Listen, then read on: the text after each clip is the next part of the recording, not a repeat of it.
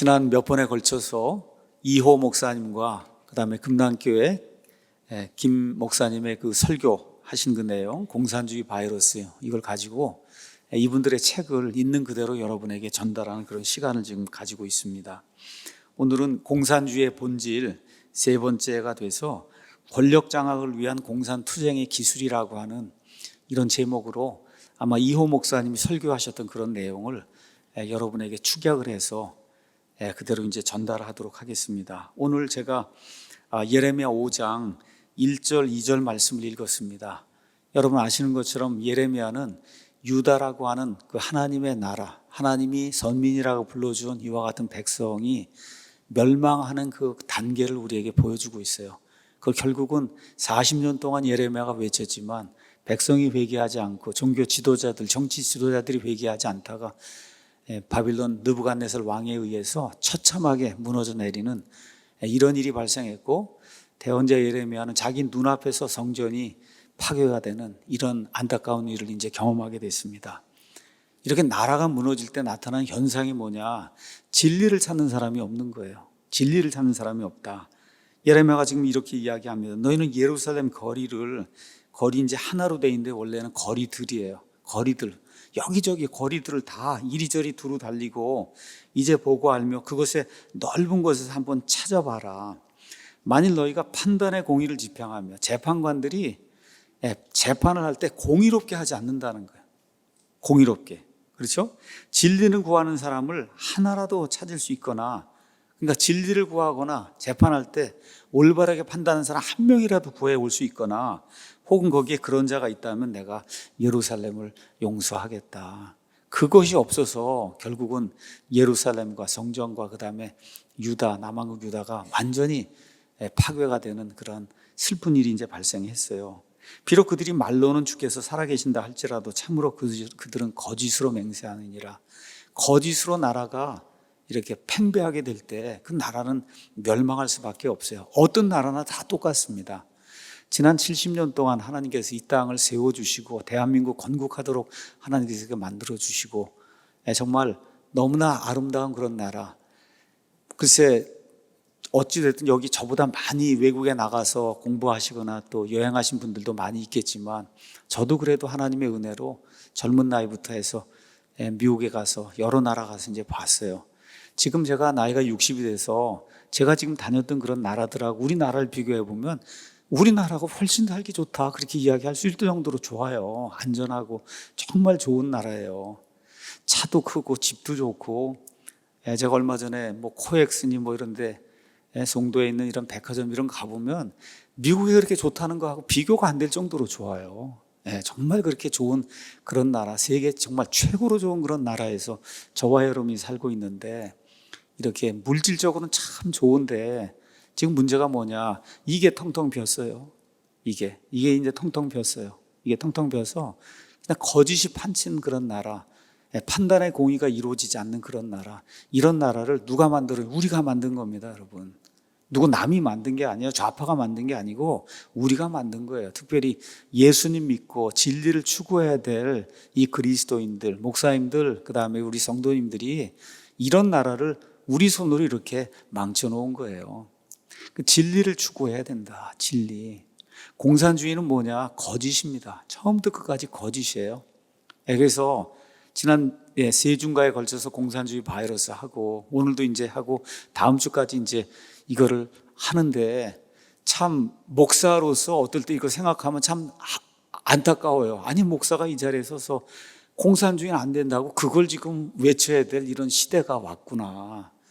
그걸 지금 외쳐야 될 그런 시대가 왔구나. 너무나 당연한데, 지난 100년 동안의 역사를 보면 누구나 다 알 수 있는데도 그 국민이 거기에 빠져서 넘어가니까 이제는 목사가 서서 외치지 않을 수가 없게 됐습니다.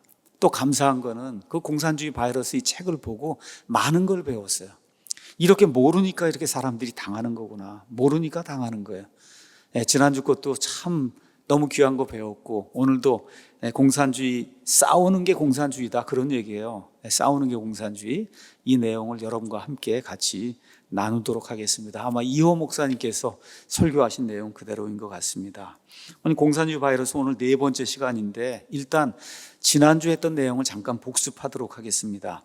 지난주 그 강의의 제목은 공산주의 본질 이렇게 돼 있고 민주라는 이름의 독재 이렇게 이제 제목을 잡았었어요. 공산주의자들이 주장하는 게 뭐냐? 노동자, 농민, 무산자 계급, 프롤레타리아라고 이제 이야기하는데 이런 사람들을 위한 혁명을 해야 한다. 이렇게 이제 공산주의자들이 부르짖어요. 이거 하려면 자본가 계급을 타도하고 사유재산 제도를 폐지해서 이 사람들 얘기하는 게 이겁니다. 사람 위에 사람이 없고 사람 밑에 사람 없는 세상, 부자도 가난자도 없는 평등한 세상, 말 그대로 유토피아를 만들겠다고 공산주의자들이 주장하는 거예요. 사람이 최고다가 다 여기서 나온 겁니다. 사람이 먼저다. 어떤 사람이 맨날 이야기하잖아요. 사람이 먼저다. 그렇죠? 이게 여기서 나오는 거예요. 이렇게 가난한 사람, 프롤레타리아 계급을 내세워서 이 사람들이 혁명을 진행하는데 이제 드디어 혁명이 성공하잖아요. 성공하고 나면 그러면 지도자가 나타나야 되는데 프롤레타리아 이 농민들 말 그대로 무상가들이 수도 없이 많습니다. 그러니까 그 다음 단계가 뭐냐? 노동자, 농민이 어느 나라나 무지하게 많기 때문에 이 모든 사람이 다 지도자 노릇을 할 수 없다는 거예요. 그러니까 어떻게 해야 돼요? 프롤레타리아가 다스리긴 해야 되는데 너무 사람이 많으니까 프롤레타리아를 대표하는 공산당이 다스려야 된다. 그렇죠? 그래서 공산당을 만들고 공산당을 대표하고 지도하는 그러한 이제 사람들이 이제 나타나게 되죠. 그래서 결국 마르크스의 프롤레타리아 독재론은 공산당 독재론이 되는 거예요. 그러니까 이렇게 가난한 사람들 위해야 된다고 혁명을 일으킨 다음에 이 많은 사람이 다 다스릴 수는 없지 않냐. 어떻게 이 사람이 다 대통령이 되고 어떻게 이 사람이 다 국회의원이 되냐. 그러니까 어쩔 수 없이 공산당이 대표로 이제 해야 된다. 그렇죠? 자, 근데 공산당 독재를 이제 시작을 하면 또 문제가 발생해요. 예를 들어 전성기 시절에 소련 공산당원이 몇십만 명이 이제 다다르는데 이 몇십만 명이 다 수상도 하고 국회의원도 할 수가 없잖아요. 그렇죠? 장관이 다 될 수가 없잖아요. 그러니까 결국은 공산당원들을 이끌어 나가는 또 소수의 정예 엘리트 부대, 중앙위원회 소속 지도자들이 국정을 운영할 수밖에 없어요. 자, 그러면 중앙위원회는 또 누구에 의해서 이제 구성이 되냐? 예를 들어 소련에서는 스탈린, 중국에서는 마오쩌둥, 북한에서는 김일성을 따르는 측근들로 이제 구성이 되는 거예요. 그러니까 결국은 누구냐? 맨 마지막에 가면 1인 독재가 되고 마는 거예요. 소련에서는 스탈린 1인 독재, 중국에서는 마오쩌둥, 모택동 1인 독재, 북한에서는 김일성 1인 독재 이렇게 되는 거예요. 그러니까 인민을 위해서 뭘 해야 된다 하고 그냥 해갖고 혁명을 일으킨 다음에는 공산당이 대표로 해야 된다. 공산당 가운데서도 또 대표 위원들이 해야 된다. 그 위원들은 다 누구냐? 1인 독재하는 그 사람들이 측근, 가족으로만 구성이 되는 이런 시스템이 지난 100년 동안 공산주의 국가라는 나라에서는 똑같이 나타나게 됐어요. 하나도 다른 게 없어. 똑같습니다. 그러니까 결국 공산주의 혁명은 프롤레타리아 계급을 위한다고 하면서 혁명을 하지만 결국 공산당 독재로 이어지고 맨 끝에 가선 1인 독재로 맨 끝이 이제 끝나고 만다는 거예요. 그래서 지난주에 나누었던 이 메시지의 핵심 내용은 뭐냐? 공산주의자들이 이런저런 얘기를 많이 하지만 결국은 뭐 하려고 하는 거냐? 권력을 장악하려고 하는 거예요. 권력을. 무슨 수를 써서라도 권력을 장악하려고 하는 거예요. 도덕과 윤리, 수단, 방법 가리지 않아도 돼요. 어떻게 하든지 권력을 장악하려고 하는 거예요. 그럼 오늘은 이 권력 장악을 위해서 이 사람들이 무슨 일을 하느냐? 한마디로 수단과 방법을 가리지 않고 투쟁을 해요. 수단과 방법을 가리지 않고 투쟁을 해요. 그러니까 공산주의를 한마디로 또 요약을 하면 어떻게 요약할 수 있냐? 권력 장악을 위한 투쟁의 기술, 이게 공산주의라는 거예요. 참 무서운 말입니다. 무서운 말이에요. 그러니까 세상에 여러 가지 주의가 있어요. 여러 가지 이념이 있고 여러 가지 사상이 있어요. 이런 것들은 그냥 글자 그대로 그냥 주의고 이념이고 사상인데 마르크스주의 공산주의는 주의고 이념이고 사상일 뿐만 아니라 거기에 덧붙여지는 게 있어요. 반드시 이건 투쟁이고 싸움인 거예요.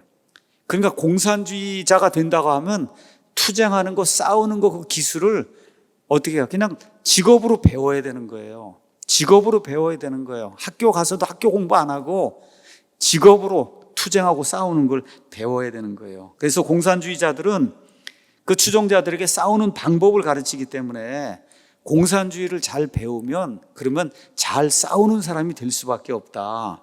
그래서 공산주의가 무섭다는 거예요. 이런 다른 거하고 달리 남을 공격해서 쓰러뜨릴 수 있는 그런 기술을 그 내부적으로 10년, 20년, 30년, 몇십 년 동안 가르치고 그런 사람들이 혁명을 해서 그래서 나라를 뒤집어 엎기 때문에 그래서 공산주의가 무서운 거다. 그래서 오늘은 어떤 이야기를 하려고 하냐. 지난주는 공산주의자들은 반드시 권력을 장악하려고 한다. 오늘은 이 사람들이 권력을 장악하기 위해서 어떻게 싸우는가 이 내용을 여러분에게 4가지를 말씀드리도록 하겠습니다. 첫 번째는 평화라는 이름의 투쟁을 합니다. 평화. 여러분 많이 들어보셨죠? 나중에 이제 다니엘서라든지 이런 데 가서 보면 맨 마지막에 적그리스도의 세상이 와요. 근데 적그리스도가 세상에 가서 사람들을 선동할 때 뭘 하냐? 평화를 빌미로 선동한다 그랬어요. 평화를 빌미로 선동을 한다. 그러니까 지금 공산주의자들도 똑같은 거예요. 첫 번째 나오는 게 평화를 빌미로 선동을 하고 투쟁을 하는 거예요. 그래서 공산주의 투쟁의 첫 번째 방법론은 평화라는 이름의 투쟁입니다. 평화. 그러니까 공산주의자들에게는 한마디로 평화도 수단에 불과한 거예요.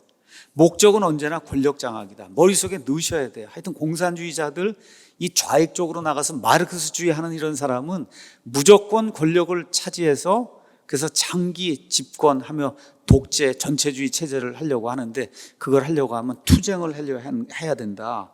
자, 그래서 권력 장악을 위해서 공산주의자를 하는 여러 가지 그 투쟁 형태가 있는데 그 중에 대표적인 형태가 평화 형태로 투쟁을 하는 거예요. 그런데 저와 여러분이 이해해야 될 것이 있어요. 머리에 기억해야 될 것이 있어요. 그건 뭐냐? 공산주의자들이 말하는 평화는 우리 보통 사람들이 생각하는 평화하고 다르다는 거예요. 그러니까 말로 평화 이야기하는데 우리가 생각하는 평화하고 다르다는 거, 이거를 기억을 해야 된다는 겁니다. 그래서 공산주의자들의 그 평화 개념을 이해하기 위해서는 이 사람들의 전쟁관을 먼저 우리가 이해를 해야 돼요. 이 사람들이 뭐라고 얘기하느냐 하면 전쟁은 자본주의 국가들이 자유민주주의 시장국 경제하는 이런 자본주의 국가들이 시장을 확대하기 위해서 무기를 팔기 위해 불가피하게 벌이는 그런 과정이 전쟁이다. 이 사람도 그렇게 전쟁을 표현합니다. 다시 말해 이 자본주의 국가들이 아니면 거기 사는 자본가들이 이익을 창출하기 위한 그런 비즈니스의 일환으로 전쟁을 일으킨다는 거예요. 전쟁을 일으킨다. 이러한 관점이 우리나라 이거 6.25 전쟁에도 그대로 적용이 돼요.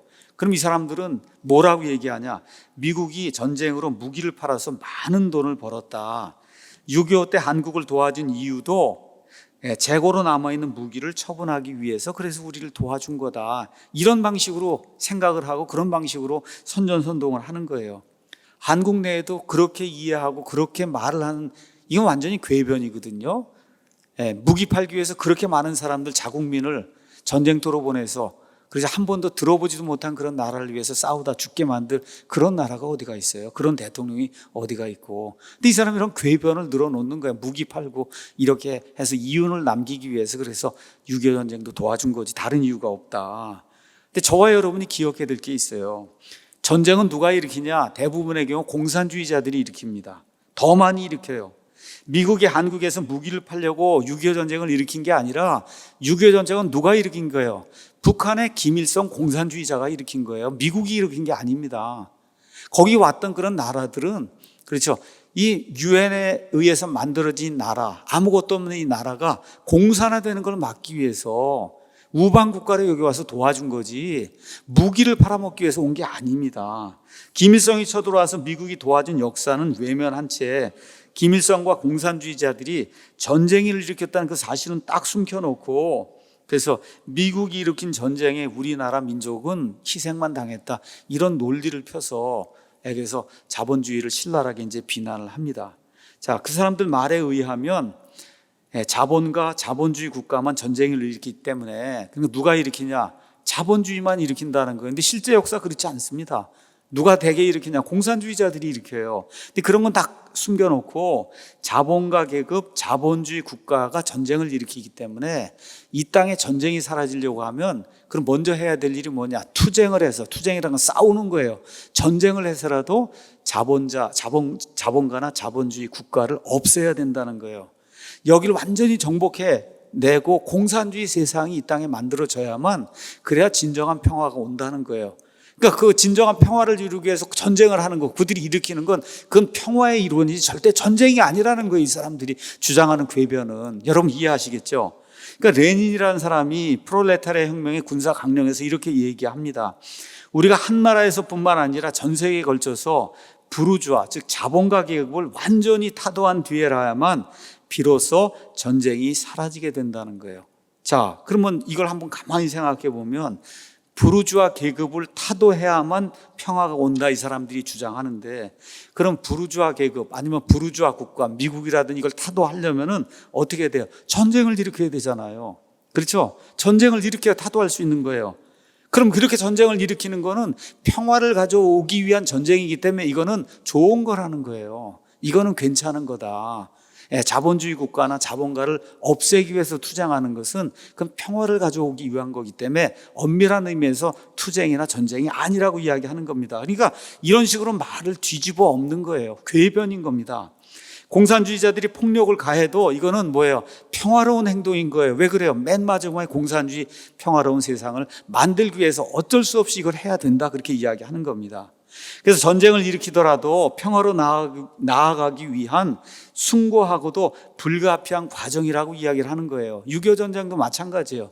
이걸 해서 남한에 있는 모든 부르주아 계급을 없애고 이렇게 해서 공산주의 혁명을 일으켜서 완성을 해서 이 땅에 평화를 가져오려고 하면 어쩔 수 없이 수백만이 죽어도 6.25 전쟁을 해야 된다는 거예요.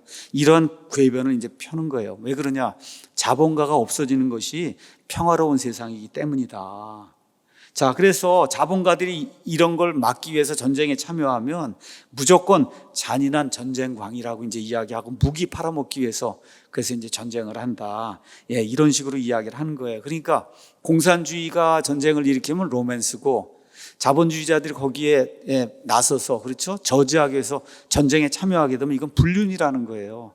여러분 같은 전쟁을 두고도 그렇게 자기들이 하는 거는 로맨스고 그렇죠. 다른 나라 사람들이 그 전쟁을 막기 위해서 그 하는 거는 그건 불륜이다. 이런 식의 궤변을 늘어놓는다는 거예요.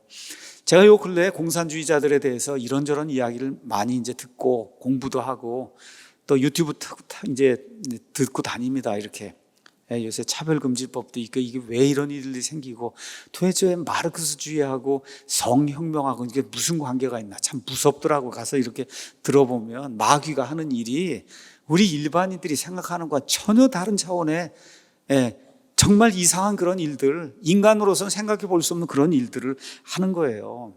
그러니까 얼마나 이런 것들이 무서우면 6.25 전쟁이 생길 때까지 그렇지 한 4년, 5년 동안에 수많은 사람들 넘어왔고 6.25 전쟁 일어난 다음에 나중에 많은 사람들이 이북에서 다 넘어와서 그 사람들이 결국 이 대한민국 발전에 지대한 그런 영향을 끼치고 교회의 발전에 지대한 그런 그 영향을 끼치고 그랬잖아요. 왜 그러냐? 실제 살아보면 사람이 살 때가 못 된다는 거예요. 사람이 살 때가 못 된다.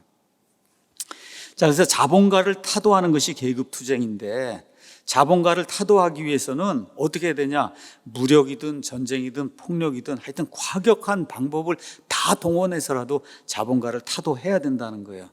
근데 자본주의 세력이 너무 세력이 강할 때는 전쟁을 일으켜도 승산이 없잖아요.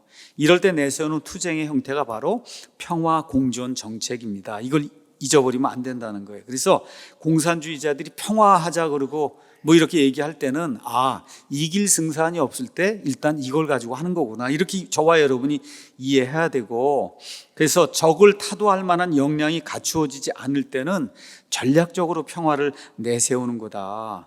자, 그런데 적을 이길 수 있는 그런 역량이 갖추어졌어요.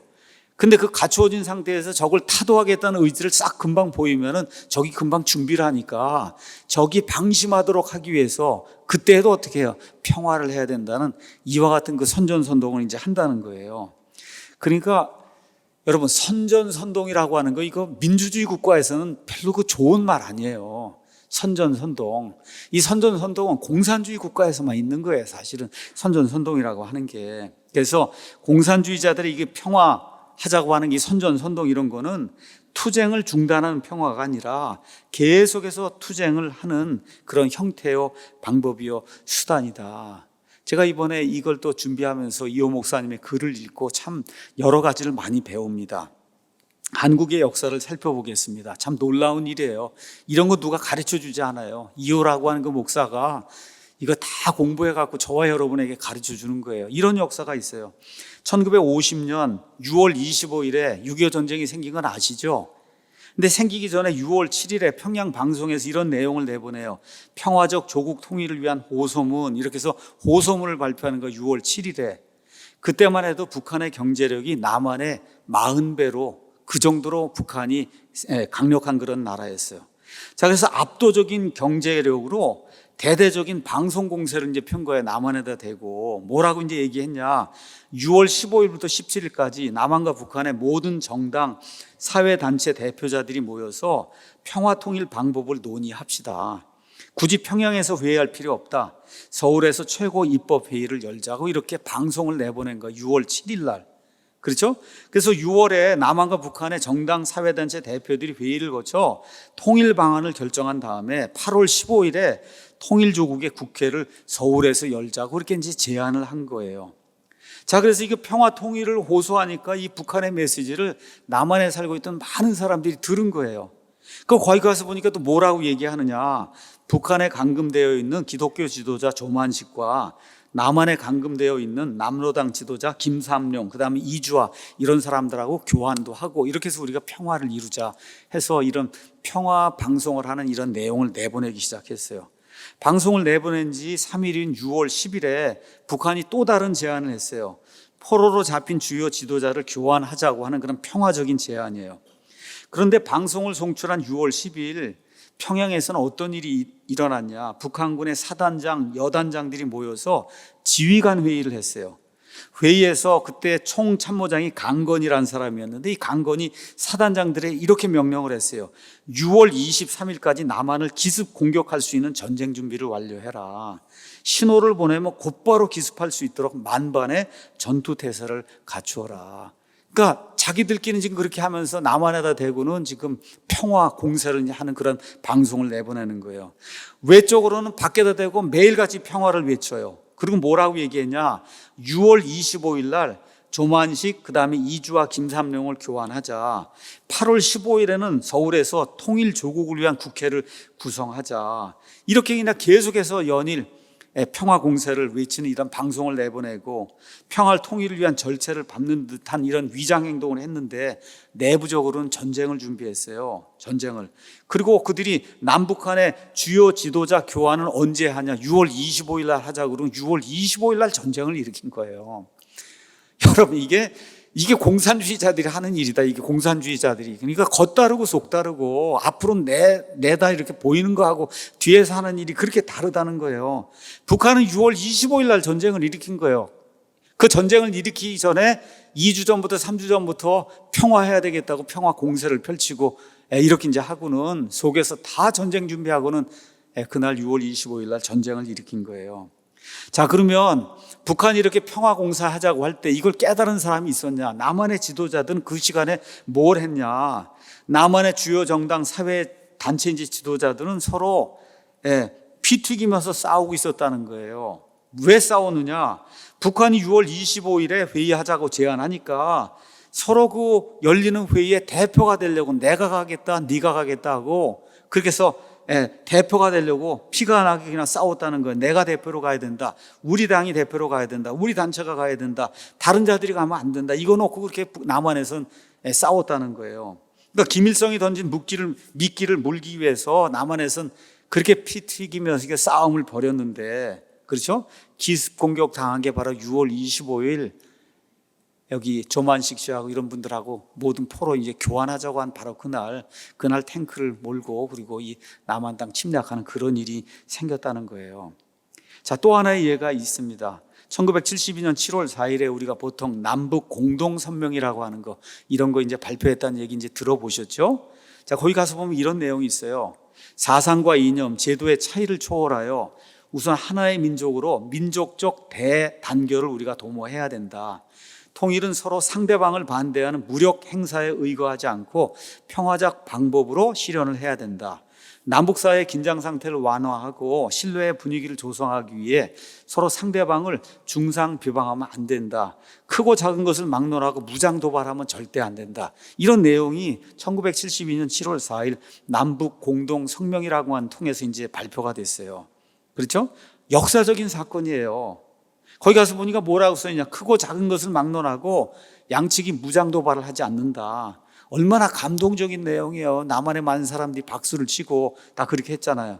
근데 이런 감동적인 공동 성명을 발표해 놓고 8개월 지난 1973년 3월에 제주도, 우도, 전라남도, 완도 여기에 북한이 무장 공비들을 침투시키고 이런 악한 일들을 저지른 거예요. 그러니까 앞으로 겉으로는 남북 공동 성명 이런 거 발표하고는 뒤로는 무장 공비를 보내는 거예요. 이게 이런 성명 발표하고 나서 몇 달 지나지 않아서 이루어진, 우리나라 땅에서 이루어진 역사적인 사실입니다. 자, 그러면서 이호 목사님이 한번 2018년을 다시 한번 생각을 해보자. 2018년에 무슨 일이 일어났나. 2017년 가을에 이 대한민국 땅이 아주 어수선했어요. 왜냐하면 2018년 3월에 5월에 전쟁이 난다, 9월에 전쟁이 난다. 그때 여러분들 물도 사고 라면도 사고 아마 그렇게 하신 분들 굉장히 많았을 거예요. 2년 전에 정말 엄청나게 어려운 그런 시절이 있었어요. 전쟁을 이렇게 예측했던 그런 사람들이 많았어요. 그 당시 미국의 대통령이 트럼프인데 김정은에게 뭐라 그랬어요? 화염과 분노. 그렇죠? 이걸 쏟아붓겠다고 으르렁거렸고, 북한도 뉴욕을 타격한다, 괌을 날려보내겠다, 이렇게 하고 그냥 협박을 했어요. 근데 그 과격하던 분위기가 언제 누그러졌냐? 2018년 1월이 되면서 완전히 누그러졌어요. 특사 외교관들이 왕래하더니 갑자기 북한이 평창 올림픽에 참석하고 판문점에서 회담하고, 그러고는 미국과 북한의 싱가포르 회담이 이제 성사가 된 거예요. 그래서 2018년 들어서 북한이 갑자기 평화 공세를 펼치기 시작했어요. 그랬더니 한국 언론에서는 문재인 대통령이 참 중재를 잘해서 평화가 왔다 이렇게 이제 보도를 하기 시작했고, 어느 신문에서는 전 세계가 문재인 대통령의 평화 협상 능력과 그 중재를 찬양한다고 이렇게 이제 보도를 했습니다. 근데 북한을 탈출한 태영호 공사가 쓴 책이 있어요. 그 책이 뭐냐? 3층 서기실에서의 암호 이렇게 이제 돼 있는데, 이 책에는 이런 일이 생기기 전에 북한 공산장들이 무슨 일을 했는지, 뭐를 회의를 했는지, 2016년 5월에, 그러니까 이런 일이 생기기 2년 전에 북한 노동당 7차 대회에서 이 사람들이 무엇을 결의했는가, 그 내용이 그 책에 담겨 있어요. 2016년 5월에 북한 노동당 7차 대회가 열렸어요. 그 7차 대회에서 뭐라고 얘기하냐? 2018년 초부터는 조선, 다시 말해 북한도 핵 보유국의 지위를 공고화하는 평화적 환경 조속에 들어가야 된다. 그러니까 2018년에 평화해야 된다고 쇼가 열렸는데, 그 쇼가 열리기 2년 전에 이미 북한에서는 결의를 다짐하고, 우리가 반드시 핵 보유국의 지위를 획득하기 위해서, 그걸 하기 위해서는 평화 공세를 취해야 된다. 2년 전에 계획했던 거를 2년이 지나서 실천한 거에 지나지 않았다는 겁니다. 그러니까 북한이 생각하는 평화는 우리가 생각하는 평화하고 완전히 다른 거예요. 우리는 북한이 핵을 포기하는 것을 평화라고 생각하는데, 그런데 이런 생각은 남한 사람들이 생각하는 그런 평화지 북한에 있는 저 공산당들은 그렇게 생각하지 않는다는 거예요. 그럼 북한 공산당들이 생각하는 평화는 뭐냐? 2016년에 조선노동당 7차 대회에서 그들이 결의한 평화는 핵 보유국의 지위를 공고하게 만드는 그런 평화예요. 그러니까 다시 말해 북한이 핵을 보유하고 있는 상태가 그들의 입장에서는 평화라는 거예요. 그러니까 우리가 생각하는 평화는 핵을 치워야 평화잖아요. 그렇죠? 근데 북한이 생각하는 평화, 그거는 다른 거예요. 북한이 핵을 가지고 있는 게 그들에겐 평화라는 거예요. 그러니까 이게 공산당들은 그들이 쓰는 말과 우리가 쓰는 말이 서로 아다르고 어다른 거예요. 여기에 지난 한 2년 동안 트럼프가 놀아나고 이렇게 하다가 결국은 정신을 차리고 지금 어떻게 좀 제대로 해보려고 하는 그런 노력을 하고 있는 것 같아요. 그래서 공산주의자들에게는 자본주의 국가를 타도하는 게 평화다. 이 남한, 대한민국 땅을 타도해서 공산당 아래로 넣는 게 그들의 평화라고 하는 거. 그래서 자본주의 국가인 미국이 핵을 가지고 있기 때문에 그 핵을 언제든지 사용할 수 있는 미군을 남한에서 철수시키는 게 그들이 생각하는 평화예요. 이 남한 땅에서 이 핵 우산이라고 할까? 미국이 가지고 있는 이런 모든 거를 철수시키고, 그래서 이 남한 땅 전체를 자기들 수하에 넣어서 마음대로 이렇게 다스리려고 하는 거, 이게 북한 공산당원들이 생각하는 그런 평화라고 하는 거, 이런 뜻을 저와 여러분이 꼭 기억을 해야 됩니다. 그래서 공산당은 최종 목표가 뭐냐? 권력 장악이에요. 권력 장악을 하기 위해서 뭘 하냐? 투쟁을 해야 돼요. 그 투쟁 중에 가장 크게 내세우는 그런 투쟁이 평화를 빌미로 하는 그런 투쟁이라고 하는 거, 이걸 기억하고, 북한에서 무슨 평화 얘기하면 그게 우리가 생각하는 평화하고 다른 거다, 이걸 우리가 잘 기억을 해야 됩니다. 두 번째는 통일 전선 전술 투쟁을 가르쳐요. 통일 전선 전술 투쟁, 이건 뭐냐 하면 레닌이 이렇게 이야기했습니다. 오직 혁명가의 손으로만 혁명을 할 수 있다고 생각하는 것은 공산주의자가 범하는 가장 큰 그리고 가장 위험한 오류다. 그러니까 이렇게 프롤레타리아 혁명을 하려고 하면 소수 정예부대를 만들어야 돼요. 그러니까 직업적으로 혁명을 일으킬 수 있는 혁명투사들을 이제 만들어야 돼요. 그런데 이 혁명투사들만 가지고는 공산주의 혁명을 완성하는 게 불가능하다는 거예요. 그러니까 어떻게 해야 돼요? 통일전선 전략을 만들어야 된다. 통일이라고 하는 건 딴 게 아니에요. 사회에 있는 거의 모든 단체, 모든 정당, 모든 걸 다 포섭을 해서, 그래서 공산당 혁명에 참가할 수 있도록 그렇게 만들어야 혁명이 가능하다는 거예요. 그러니까 소수정의 혁명가들만 가지고는 혁명을 성공시킬 수가 없다는 거예요. 그래서 레닌이 뭐라고 얘기했냐? 통일전선 전술을 이해하지 못하는 자는 마르크스주의를 털끝만큼도 이해하지 못하는 자다. 자, 그러면 통일전선 전술이 뭔지 잠깐 설명하도록 하겠습니다. 소수의 혁명가가 다수의 대중들을 조종하는 방법, 다수의 다른 세력들을 움직이는 방법, 다수를 꼭두각시처럼 만들어서 공산주의자들의 목적을 달성한 방법, 이렇게 하기 위해서 사용하는 그런 방법이 통일전선 전술이에요. 자, 공산주의를 이해하려면 통일전선 전술을 이제 이해해야 되는데, 레닌이 뭐라고 이야기하느냐? 공산당은 다른 세력들이나 단체들과 더불어 행동을 통일하고, 그 중에서도 근본적 문제에서 공산당과 견해를 달리하는 자들과 협력할 수 있는 능력을 보여줘야 된다. 그러니까 공산당 혁명을 이루기 위해서는 어떤 단체, 어떤 정당, 심지어 기독교와도 하나가 돼서 그렇게 해서 공산당 혁명을 일으켜야 된다는 거예요. 그러니까 혁명을 위해서 다른 세력들하고 연합을 해서 통일전선을 구축해야만 투쟁에서 이길 수 있다, 이걸 가르치는 게 공산주의자들의 통일전선 전술이에요. 근데 노선이 비슷한 단체끼리만 하는 게 아니에요. 근본적 문제에서 공산당과 견해를 달리하는 자들과도 협력을 할 수 있어야 공산당 혁명이 가능하다는 거예요. 예를 들어 보겠습니다. 자, 기독교인들은 하나님을 믿는 사람들이에요. 하나님이 있다고 믿는 유신론자예요. 하나님이 살아계신다고 믿어요. 맞습니까? 이건 아주 근본적인 문제예요. 그러니까 유신론을 빼고는 기독교를 생각할 수가 없어요. 그러니까 하나님이 계신다고 믿는데 그거 빼고 나머지를 가지고 우리가 믿자 하면 이건 말이 안 되는 거잖아요. 자, 그런데 이런 근본적인 문제에서 기독교인과 견해를 달리하는 자들은 우리가 뭐라고 얘기하냐? 무신론자라고 이야기합니다. 그렇죠? 자, 그러면 기독교인들이 무신론자들하고 연합해서 적과의 동침을 이룰 수 있겠냐는 거예요. 우리는 할 수가 없는 거예요. 우리 하나님이 있다고 믿는 거고, 이 공산주의자들, 진화론자들은 하나님이 없다고 믿는데 어떻게 우리가 같이 예배를 드릴 수가 있어요? 안 되는 거잖아요. 그래서 다른 부분은 그냥 눈 감고 넘어갈 수 있어도 기독교인이라고 하면 하나님이 없다는 명제에 어떻게 우리가 동의할 수가 있냔 말이에요. 안 되잖아요. 그렇죠? 안 됩니다. 그건 안 돼요. 뭐 교리적으로 다른 게 있다, 뭐 예정론을 믿는다, 뭐 아니다, 뭐 이런 건 다를 수가 있어도 하나님이 없다고 하는 사람들하고 어찌 같이 와서 예배를 드릴 수 있냐 말이에요. 이건 불가능한 거예요. 그래서 지역적인 문제에 대한 생각이 다르면 그냥 연합은 가능해도 근본적인 문제에 대해서 생각이 반대가 되면 그럼 협력할 수가 없고 연합할 수가 없는 거예요. 근데 레닌은 뭐라고 이야기하냐? 근본적인 문제에서 견해를 달리하는 사람들과도 연합을 하고 동맹을 할 줄 알아야 진정한 공산주의자가 된다는 거예요. 이런 사람들이 공산주의 혁명을 완성할 수 있다는 거예요. 그러니까 하나님이 없다고 생각하는 공산주의자들이 하나님이 있다고 믿고 하나님을 잘 믿는 기독교인들하고 연합할 수 있을까요, 없을까요? 공산주의자는 할 수 있다는 거예요. 공산주의자들은 또 그렇게 마땅히 해야만 공산혁명을 완성할 수 있다는 거예요. 그래서 이호 목사님이 이렇게 얘기해요. 저는 이런 장면을 여러 번 살면서 목격을 했습니다.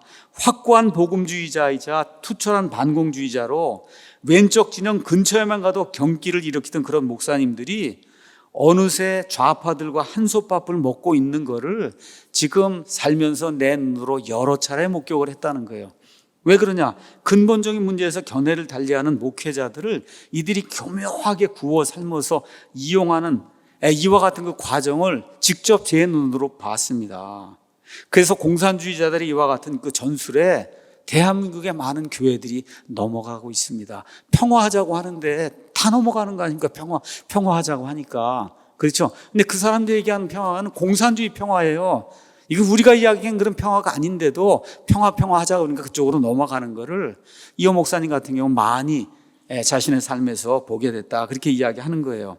그래서 레닌이라고 하는 사람이 뭐라고 얘기했냐? 통일전술 이걸 이제 만들기 위해서 양심 따위에 구애받지 말고 뭐 뒤통수나 등에 칼 꽂는다 뭐 이런 얘기 이런 거 듣는 거 그거 너무 무서워하거나 두려워하지 말라. 쓸데없는 그런 소리 하지 마라. 혁명을 위해서라면 프롤레타리아가 어제의 동지에게 충분히 칼을 꽂을 수 있다는 거예요. 혁명을 위해서라면 어제까지 살고 죽겠다 그러고 그렇게 좋아하던 그런 사람도 그날 가서 비수를 꽂을 수 있다는 거예요.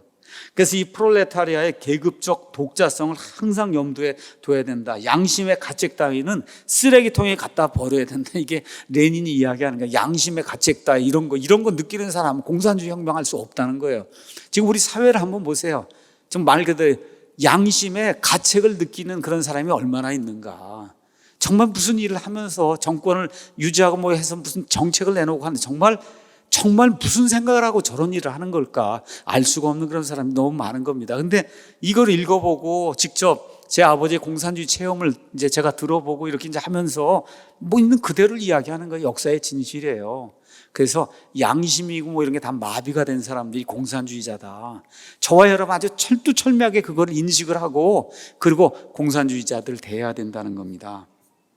자, 그 다음에 이제 뒤통수 치는 배신까지도 혁명으로 미화하고 세뇌해서 양심을 마비시키고 수단 방법을 가리지 않기 때문에 한 줌밖에 안 되는 공산주의자들이 전 세계 100개국 이상을 공산화시켰다는 거예요. 여러분 공산화가 쉬운 게 아니잖아요. 근데 그게 어떻게 공산화가 되냐? 양심이 마비가 되지 않고는 그런 비열한 일, 그렇죠? 어제 동지를 가서 칼을 찔러 죽이고 하는 그런 일 우리 어떻게 할 수가 있어요? 우리 정상적인 사람 할 수가 없거든요.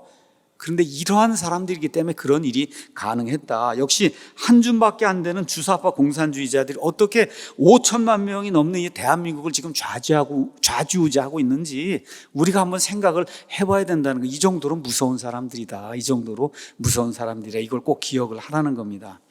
세 번째 이 사람들이 내세우는 게 언론과 대중선동의 전술을 사용해야 된다. 이걸 가지고 싸워야 된다는 거예요.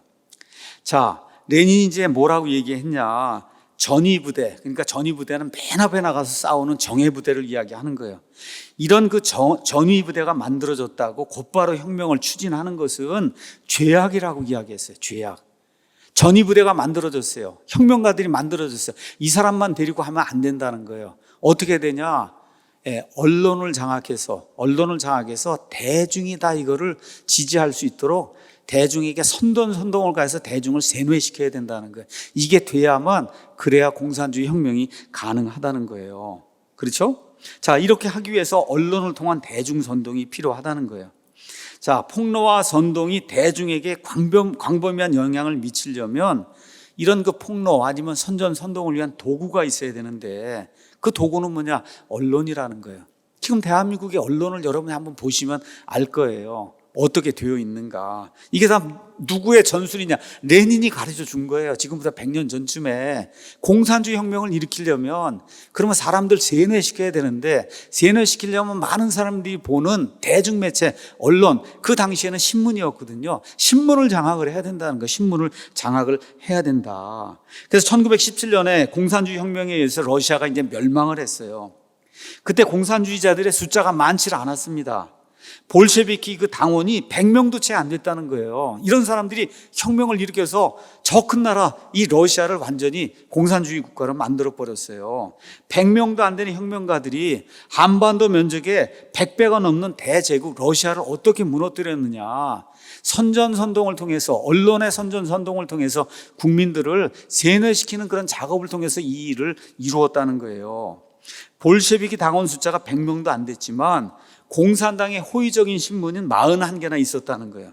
29개는 러시아 신문이었고, 러시아로 이렇게 발간되는 그런 신문이고, 12개는 다양한 소수민족의 언어를 사용하는 그런 신문이에요. 그래서 41개 신문을 통해서 정부의 약점을 물어뜯고 공격하고 폭로하고 선동을 하니까 한 번 듣고 두 번 듣고 세 번 듣고 100번, 1000번을 들으니까 어떻게 돼요? 거기 살던 러시아 사람들이 공산주의 혁명을 해야 되겠구나. 그래야 평화가 이루어지겠구나. 이렇게 생각하게 되었다는 거예요. 그래서 공산주의자들이 41개 신문을 이용해서 혁명에 성공한 다음에 한 일이 뭐냐? 1917년 11월 10일에 혁명이 성공한 지 딱 3일 만에 한두 곳을 제외하고 모든 신문을 다 폐간을 시킨 거예요. 여러분 이해하시겠죠? 이 공산주의 혁명을 이용하기 위해서 41개 그 신문사를 동원해갖고 사람들 세뇌시켜놓고 공산주의 혁명이 시작이 돼서 성공을 하고 나니까 성공하고 나서 딱 3일 만에 한두 개 빼고는 신문사를 폐간을 시켰다는 거예요. 폐간을. 어제까지 함께 싸우던 신문사들이 배신을 당해 문을 닫게 되니 얼마나 황당했겠습니까? 자, 언론의 자유를 탄압하지 말라고 이제 항의하니까 레닌이 뭐라고 이야기하느냐. 이런 신문들을 그대로 두고 관용을 베푸는 것은 우리가 사회주의자가 되는 것을 그걸 그만두는 것이다. 국가는 폭력을 행사하기 위해 건설된 그런 제도다. 그렇기 때문에 우리는 인민을 위해서 폭력을 조직하려고 생각한다. 불행하게도 이번에 폐쇄된 것은 신문의 전부가 아니었다. 머지않아서 몽땅 다 신문사들이 폐쇄가 될 거다. 이게 공산주의자들의 전략이라고 하는 거, 이걸 저와 여러분이 기억을 해야 돼요. 그래서 공산당 혁명을 위해서 언론의 자유를 외칩니다. 좋다 그러고 언론의 자유를 외쳐요. 근데 공산화에 성공한 다음에는 무자비하게 언론을 탄압하는 이런 일이 이제 생긴다는 거예요. 이거 적그리스도의 전술 전략하고 똑같아요. 평화하자 그래서 지금 종교 다 하나가 된다 그러고 아마 올해인가 전 세계 그 종교 지도자들이 모여서 종교 회의하자고 하나가 되자고 하는 거 쇼를 또 했는데 이거 하죠. 경제 하나든 뭐 다 하나가 된다고 이렇게 한 다음에 나중에 적그리스도가 딱 정권을 잡으니까 어떻게 해요? 여기 손이나 이마에 표가 없는 자는 물건을 사고 팔지 못하게 하면서 철권 통치를 이루면서 다 죽여버리는 그런 일들을 이제 진행하잖아요. 그래서 요한계시록 17장 18장에 가면 음료 체제, 그렇죠. 이 적그리스도를 도와주는 그런 종교 체제, 바빌론 음료 체제가 종교를 하나로 만들어 놨는데 어떻게 해요? 적그리스도가 그 음료를 죽여버리잖아요. 그렇죠. 이용할 때까지 다 이용해 먹고는 이제 뭐 자기가 정권을 다 잡으니까 종교 체제를 다 죽여버리는 그런 일이 그 안에 기록이 되어 있는데 마귀가 하는 짓이 똑같습니다. 마귀가 하는 짓, 적그리스도가 하는 일이든 공산주의자들이 하는 일이든 다 똑같다. 마지막으로 네 번째가 공포전술이에요. 공포전술. 자, 레닌이 또 뭐라고 얘기했냐. 승리를 획득한 공산당은 그 투쟁을 헛되게 하고 싶지 않다면 그들의 무기가 반동들에게 불러일으키는 공포를 통해서 그 지배를 유지하지 않으면 안 된다. 그러니까 혁명에 성공한 다음에는 반혁명분자들이 반격을 하지 못하도록 어떻게 해야 되냐. 공포정치를 펴야 된다는 거예요. 요새 우리나라도 얼마나 무서운지 몰라요. 공포정치를 펴야 된다는 공포정치. 그렇죠? 공포를 깊숙이 민중들의 마음속에 이렇게 박아 넣어서 반항 자체를 아예 못하게 그렇게 만들어야 된다. 중국 공산당 지도자였던 주경문이라는 사람이 폭풍 10년이라는 책을 썼어요. 그의 기록에 따르면 중국 공산당이 정권을 잡은 다음에 우익 인사들을 탄압하기 위해서 80가지 살인 방법을 사용했다. 이게 기록이 돼 있어요. 80가지. 여기 그 이호 목사님 원래 원고에는 그 중에 한 7, 8개 설명이 돼 있어요. 이런 방법으로 사람을 죽여요. 이 상상을 못하는, 뭐 단순하게 총 쏴서 죽이는 게 아니에요. 옛날에 이제 중세 암흑 시대에는 예수님 믿거나 이런 사람이 가죽을 발라서 죽이기도 하고 그랬거든요. 이런 형태로 지금 21세기의 중국의 공산당들이 우익 인사들 탄압하는 80가지 방법을 동원해서 이 우익 인사들 다 죽이는 그런 일을 했던 거예요. 그렇게 했는데 어떻게 하느냐, 또 사람들을 모아놓고 죽입니다. 그냥 이렇게 몰래 죽이면 안 돼요. 어떻게 사람들 모아놓고 죽이면, 북한에서도 자기 고모부고 누구 죽이면 어떻게 해요? 사람들 다 보는 데서 죽이잖아요. 어떻게 해요? 공포를 불러일으키게 하려고, 절대 반항하지 못하도록 그렇게 하려고 사람을 모아놓고 잔인하게 죽이는 장면을 보여줘서 공포심을 심어주고 반항하지 못하게 만드는, 이것이 공산주의자들의 마지막 공포 전술이다. 다양한 방법으로 수천만 명을 죽였던 학살자들의 후예가 지금의 중국 공산당에 이런 방식으로 몇 천만, 한 5천만 명의 사람을 이런저런 명목으로 문화혁명 이런 걸 통해서 중국의 공산당이 죽였어요. 그 일을 한 사람이 누구냐? 마오쩌둥이에요. 마오쩌둥. 근데 민주인권을 부르짖는 이 대한민국의 정치인들이 지금 친중정책을 편다는 게 말이 되느냐? 친중정책이라는 게 뭐예요? 바로 이런 공산당 정책이거든요. 그래서 이호 목사님이 얘기하는 거예요. 입으로는 인권, 민주 운운하면서 실제로는 학살자들만 좋아하는 것 아니냐. 이게 우리 대한민국의 정치 지도자들이 해야 될 그런 일이냐. 북한 정권에게 러브콜을 보내고 중국 공산당 앞에서 납작 엎드러지는, 저 북한 김정은이 앞에서 납작 엎드러지는 이런 일을 하는 거, 이거 올바른 일이 아니다. 결론의 말씀 좀 드리겠어요. 공산주의는 살인과 거짓의 영이 만들어 놓은 그런 체제예요.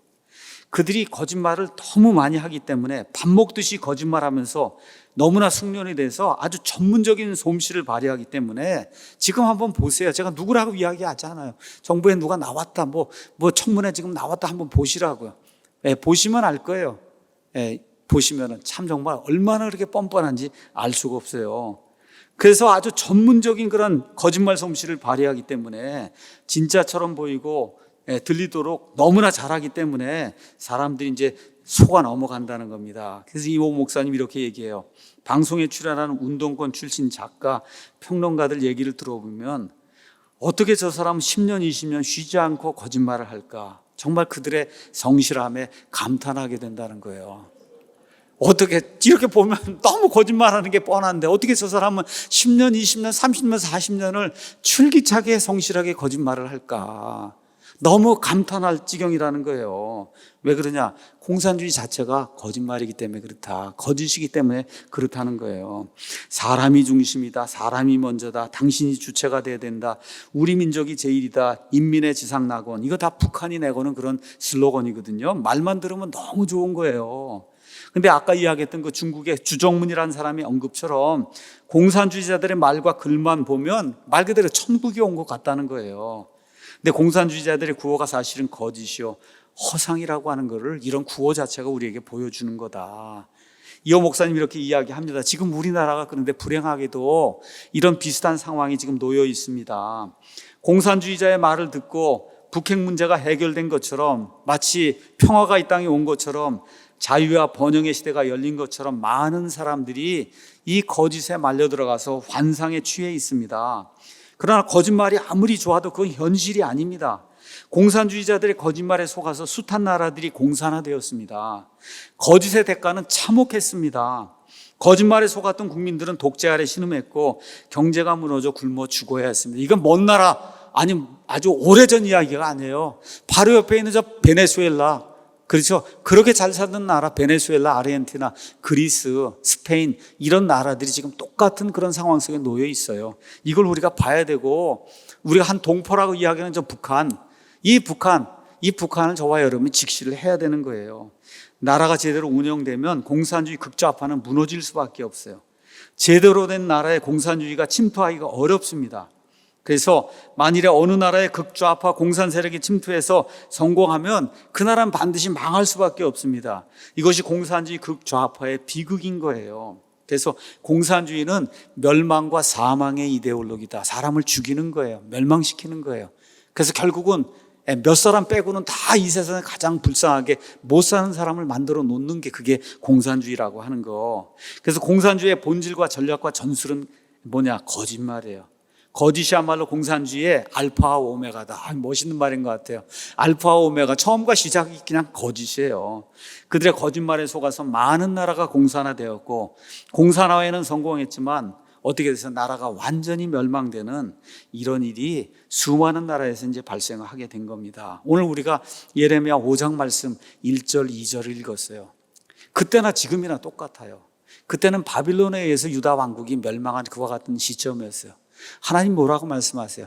판단의 공의, 재판을 할 때 옳은 건 옳다고 그러고 그른 건 그르다고 이야기하는 사람이 예루살렘에 한 명도 없다는 거예요. 그런 재판관이. 종교 지도자들 가운데 없다는 거예요. 진리를 추구한 사람 한 명이라도 데리고 와봐라. 그럼 내가 예루살렘을 용서하겠다. 예수님이, 하나님이 그렇게 말씀하세요. 자, 이런 것들을 우리가 기억을 하면서 지금 21세기 정말 어려운 시절 우리가 지금 거치고 있습니다. 근데 우리 그리스도인은 어떤 사람이냐? 고린도서 13장에 가서 보니까 우리는 오직 진리만을 위해서 사는 사람이다. 그렇게 성경이 이야기하고 있어요. 우린 진리의 사람들이에요. 왜 그러냐? 예수님이 나는 길이요 진리요 생명이다. 진리라고 말씀했기 때문에, 아버지의 말씀은 진리라고 말씀했기 때문에 이 성경 말씀 우리가 좋다 그러고 매일같이 있는 이 성경 말씀이 100% 진리이기 때문에 우린 진리의 사람들이에요. 이 진리에 지금 이 시간에 가장 큰 대적하는 그런 시스템이 뭐냐? 공산주의, 사회주의 시스템이기 때문에 오늘 어쩔 수 없이 목사가 또 50분 시간을 들여서 여러분에게 공산주의는 이래서 안 되는 겁니다 하고 여러분에게 안타까운 심정을 가지고 그리고 여러분에게 말씀을 전하는 거예요. 공산주의의 핵심은 뭐냐? 권력을 장악하는 거예요. 그래서 소수가 저 위로 올라가고 나머지는 다 완전히 패망하게 만드는 이것이 공산주의의 핵심이에요. 수많은 사람을 죽이는 시스템이에요. 이걸 이루기 위해서 수단, 방법 이런 거 가리지 않는 게, 수단, 방법을 가리지 않는 게 공산주의예요. 그럼 그걸 이루기 위해서 뭐가 필요하냐? 권력 장악을 위해서 싸우는 게 필요하다. 그러니까 싸움꾼을 만드는 게 그게 공산주의라고 하는 걸 기억을 하시고, 우리 아이들, 성도들이 이와 같은 그 공산주의자들의 전략에 넘어가지 않도록 우리가 철저히 교육하는 그런 일이 필요하다. 한마디로 얘기하면 공산주의자들이 얘기하는 건 사과를 사과라고 해도 믿으면 안 된다는 거예요. 안 되는 겁니다, 여러분. 그거는 무릎을 꿇려서 우리에게 순종하게 만들어야지. 그렇게 해서 우리가 다스리면서 이걸 민주체제 안에 집어넣는 건 가능해요. 그리고 반대는 불가능한 겁니다, 여러분. 먹히는 거예요. 우리가 먹히지 않으면 그들이 먹히는 거예요. 이런 싸움을 지금 우리가 하고 있는 건데 우리가 무력으로 할 수 없기 때문에 하나님 앞에 간절히 기도하는 겁니다. 아침, 점심, 저녁 시간이 날 때마다 이 나라를 하나님께서 지켜주시고 공산주의에서 벗어날 수 있도록 하나님께서 은혜를 베풀어 주시고 우리가 회개할 때 우리를 지켜주시고 우리 아이들을 지켜주시기 바랍니다 하고 하나님 앞에 우리가 간절히 기도하는 겁니다. 은혜와 긍휼이 풍성하신 하나님께서 이 나라를 지켜주실 줄로 믿습니다. 역대기야 7장 14절에 내 이름으로 불리는 내 백성이 자기를 낮추고 기도하여 내 얼굴을 구하고 자기들의 악한 길들에서 떠나면 그때 내가 하늘에서부터 듣고 그들의 죄를 용서하며 그들의 땅을 고쳐주시겠다고 하나님께서 말씀해 주셨으니 이 말씀을 기억하시고 하나님 앞에 간절히 기도해서 이 나라를 유지하고 살리는 우리 대한민국의 모든 기독교인들이 되기를 예수님의 이름으로 축원합니다. 기도하고 마치겠습니다.